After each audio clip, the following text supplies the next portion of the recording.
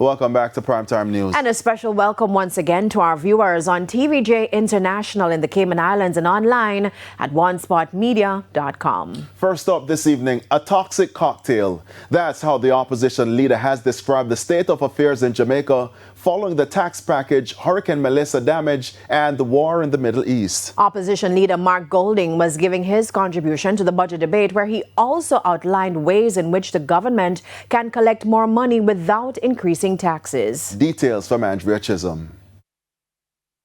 The combination of the post-Melissa hardship, the Middle East war, and the government's tax package is a toxic cocktail. Toxic. It will be bitter medicine to the Jamaican people.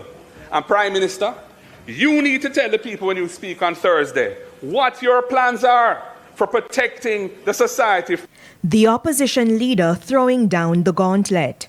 Mark Golding says the war in the Middle East will not only push up gas and oil prices, but also the cost of manufacturing and production. And so he took issue with the planned increase in the environmental protection levy from 0.5 to 0.8%, while applying it to all of the sale price of locally manufactured goods. This means that the cost burden of the EPL to local manufacturers will be greater than it is to importers, favoring imports over local manufacturing of competing products, of exchangeable products.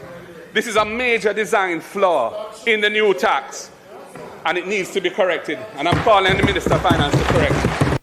Correction 2 for another tax type, the plan to collect $10.1 billion by imposing a tax on sugary drinks. 2 of these bottles of water make 1 liter and cost $200. A liter of gas at the pump is $185. Water costs more than gas in Jamaica. If we really want to encourage healthy consumption, then remove the GCT from water.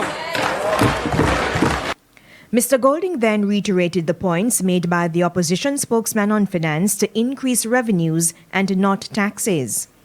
Some estimates, which I have seen, suggest that the improved realization across key revenue categories could yield up to 60 billion Jamaican dollars annually without increasing any tax rates or imposing any new taxes at all. For example, improving the collection of income tax and the customs duty. If a company imports 150 million Jamaican dollars in goods, but declares $20 million in turnover and a tax loss, the system would automatically flag that anomaly. A 5% improvement in effective income tax realization would yield $17 billion annually. Again, this has nothing to do with raising tax rates. It's just about aligning data and getting people to pay what they owe. Similarly, he said the government could earn $8 billion more per year if there's a 10% reduction in revenue leakages at customs. Leaks too should be plugged for developers. A developer may construct $600 million project while filing minimal GCT returns and declaring little or no income. And I think some of us in here probably know about that.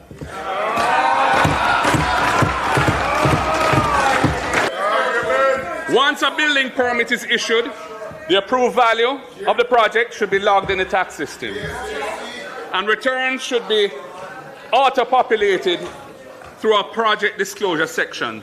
Expected material purchases, contractor invoices, payroll should be benchmarked.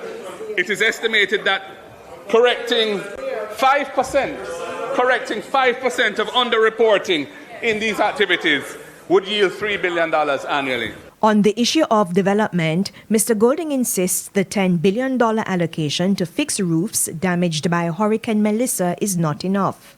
Merely handing out grants of amounts which are manifestly insufficient to cover the cost of adequate repairs guarantees that households resort to the least cost approaches to effecting those repairs because the money isn't enough, so they have to make it stretch. This is clearly short-sighted, Madam Speaker, as Jamaicans should be using construction materials and techniques that will make their homes more resilient to future climate disasters than they were before. The opposition leader is therefore calling for public education on how to properly rebuild a strong roof on a tight budget. Andrea Chisholm, TVJ News.